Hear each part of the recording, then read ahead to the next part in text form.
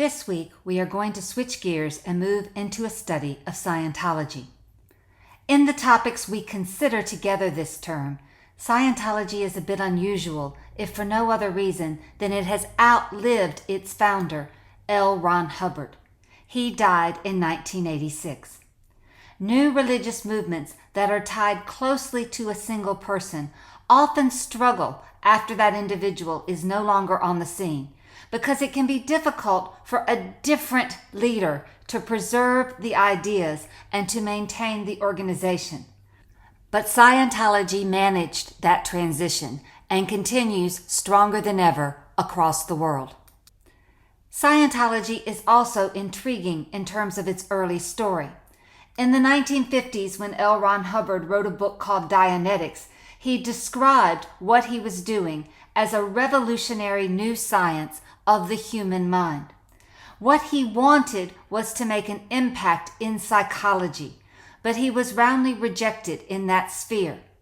He did not label his thinking at that time as religious.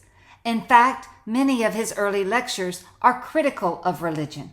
It did not take too long, however, before Dianetics was renamed and repackaged to Scientology, and we started talking about the Church of Scientology. That shift means that we have to confront questions regarding what religion itself actually is and what constitutes a movement as a religion. That question is not an easy one to resolve. Scholars of religion, in fact, will tell you that the modern concept of religion in the academy, as descriptive of various groups that have some core commonalities, is one developed by scholars and remains contested. Think about it. If you talk to an adherent within a given tradition, they will most likely say, "I'm a Buddhist," or "I am Muslim," or perhaps they might identify with a subgroup and say something like, "I'm Presbyterian." Very few people would say, "I'm a religionist." And what it is that holds together these varied traditions is also often difficult to define. It may not even, for example, be a common belief in a higher being, because not all of the traditions we put within the category of religion accept such a notion. Many scholars, then, prefer to describe family resemblances, that is, to think of categories or topics, and then locate elements within each of these traditions that correspond. I'm going to use one made famous by a scholar named Ninian Smart. He says that there are 7 dimensions to most of the traditions that we label as religion. They are the ritual dimension, that is, the actions that adherents take on a routine basis. The material dimension, the buildings or shrines that these groups erect, the items that they use in their worship. The social dimension, that is, the communities they pull together and the roles people take within them.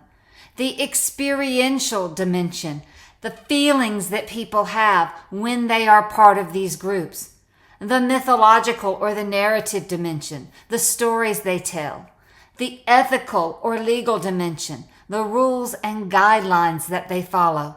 And then the doctrinal dimension, that is, the beliefs and the meanings, the kinds of things that scholars like to take a look at. Why I am going down this path when talking about Scientology, however, may not be clear to you. So let me say why it's important when we think about this tradition. The definition of religion is not simply about what we do as scholars to understand a given group. Here in the United States, it also has legal implications because of our Constitution and other laws.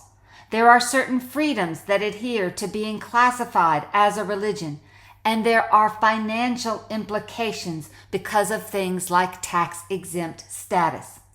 Thus, Scientology's turn in this direction also has to be considered in this light.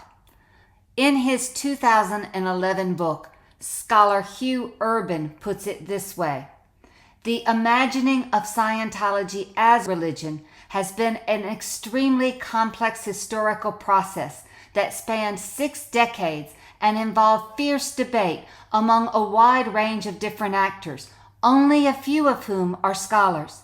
These include the movement's founder, his followers and ex-followers, the psychoanalytic and medical professionals, the media, high-profile celebrity spokespersons, various government agencies such as the FBI, FDA, and IRS, foreign governments, lawyers, judges, anti-cult activists, and ordinary citizens posting on the internet, in addition to a small number of academic observers.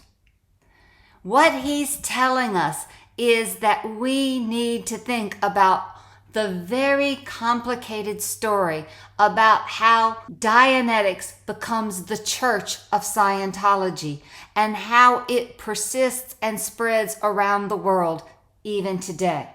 As a result, at the outset of our study on Scientology as a religion, I want to point out that this concept is going to be one of the most interesting. We are going to consider questions about whether the move that L. Ron Hubbard made in this direction was because of what he was teaching, or if it was in any way tied to the tax issues or the need to have the freedom to operate in some places, because being a religion would give him a different kind of presence and a different relationship to various governments. Let's move forward with those ideas in mind.